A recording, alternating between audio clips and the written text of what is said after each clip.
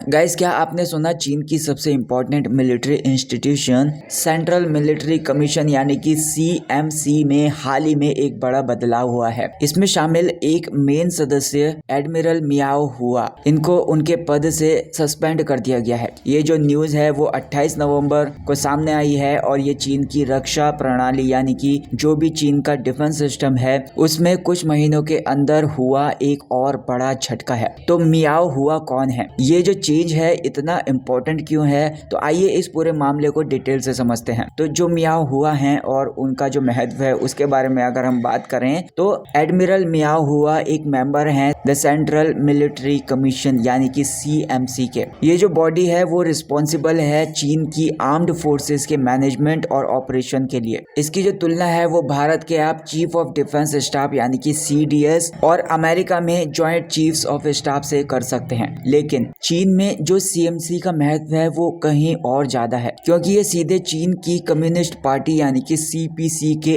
Under directly operate करता है। अब जो मियाओ हुआ है वो सीएमसी के पॉलिटिकल वर्क डिपार्टमेंट के डायरेक्टर भी हैं। तो ये जो पार्टी है वो आइडियोलॉजी को मिलिट्री में लागू करने और मिलिट्री ऑफिशियल्स के सिलेक्शन जैसे मामलों को देखता है। आप यहाँ पर देख सकते हैं कि इस भूमिका में वो वर्तमान के जो डिफेंस मिनिस्टर हैं उससे भी ऊपर हैं। जो डिफेंस मिनिस्टर हैं वो सीएमसी के सदस्य नहीं है, लेकिन मियाओ हुआ जैसे लीडर पार्टी और जो मिलिट्री है उसके बीच में इम्पोर्टेंट एक कड़ी जैसे होते हैं। तो यहाँ पर अब बात करते हैं इनके सस्पेंशन के बारे में और एलिगेशंस के बारे में, उन पर जो भी आरोप लगाए गए हैं और उनके सस्पेंशन के बारे में। अब सवाल ये उठता है कि जो मियाओ हुआ है उनको सस्पेंड क्यों किया गया है। चीन के जो डिफेंस स्पोक पर्सन हैं उनके अनुसार मियाओ के खिलाफ सीरियस वायलेशंस ऑफ डिसिप्लिन यानी कि अनुशासन के गंभीर उल्लंघन करने का आरोप लगाया गया है। ये जो लाइन होती है ये ज्यादातर भ्रष्टाचार से जुड़े मामलों में यूज किया जाता है। हालांकि जो मियो हैं उन पर लगाए गए सारे के सारे आरोपों की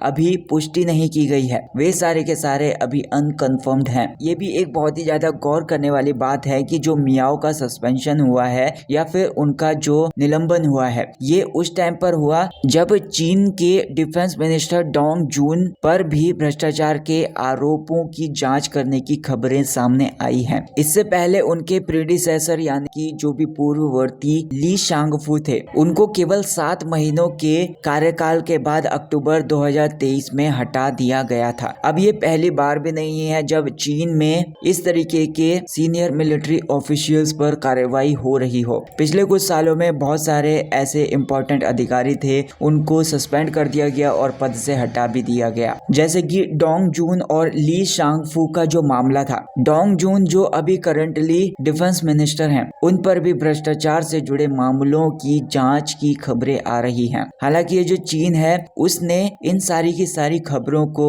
खारिज कर दिया है। इससे पहले उनके पूर्ववर्ती ली शांगफू पर भ्रष्टाचार के आरोप लगे और उन्हें पद से हटा दिया गया। जुलाई 2023 में चाइना की जो रॉकेट फोर्स के 2 सीनियर कमांडर थे उनको भी हटा दिया गया। इन कमांडर्स को इसलिए हटा दिया गया क्योंकि ये रिस्पॉन्सिबल थे for nuclear and conventional missiles operations के लिए। इसके बाद उनकी जगह 2 नए जनरल्स को नियुक्त किया गया। फॉर्मर डिफेंस मिनिस्टर वेई फेंगहे का जो मामला है उसके बारे में अगर बात करें तो वेई फेंगहे ली शांगफू के पहले डिफेंस मिनिस्टर थे। उन पर ये आरोप लगाया गया था कि जो ऑफिशियल्स थे उनके चयन में, उनके सिलेक्शन में उन्होंने गलत तरीके से अपना प्रभाव यूज किया था।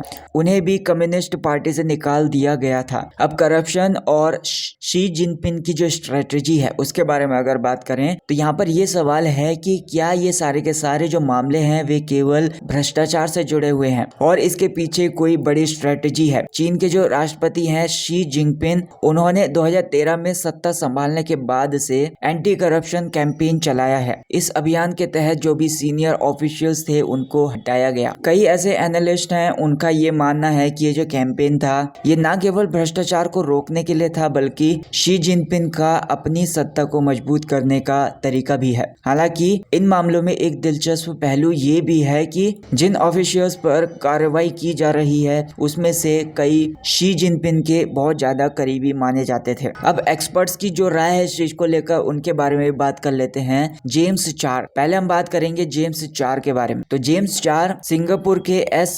राजनतनम स्कूल ऑफ इंटरनेशनल स्टडीज के सिक्योरिटी एक्सपर्ट्स हैं। उनका ये कहना है कि मियाओ हुआ का जो सस्पेंशन हुआ है वो ये दिखाता है कि जो शी जिनपिंग हैं उनको अपने करीबी अधिकारियों पर भरोसा नहीं रहा। उन्होंने ये कहा कि अगर मियाओ हुआ गिल्टी पाए जाते हैं या फिर दोषी पाए जाते हैं तो ये साबित होगा कि चीन के जो मिलिट्री लीडरशिप है उसके बीच में भ्रष्टाचार का लेवल काफी ज्यादा गहरा है। क्रिस्टोफर जॉनसन एक फॉर्मर CIA एनालिस्ट, उन्होंने फाइनेंशियल टाइम्स से बात करते हुए ये बताया कि शी जिनपिंग को अब ये चिंता सता रही होगी कि कहीं पूरी PLA यानी कि पीपल्स लिबरेशन आर्मी भ्रष्ट तो नहीं है। चीन की ऐसी कार्रवाइयों से चीन का जो ग्लोबल रेपुटेशन है या फिर ग्लोबल इमेज है वो प्रभावित हो सकती है। इकोनॉमिक स्लो डाउन और जो नेबरिंग कंट्रीज हैं उनके साथ तनावपूर्ण संबंधों के बीच चीन की जो लीडरशिप है वो कमजोर दिखाई दे सकती है। चीन की मिलिट्री लीडरशिप में इनस्टेबिलिटी का असर उसके नेबरिंग कंट्रीज खासकर भारत पर भी पड़ सकता है। भारत और चीन के बीच में पहले से ही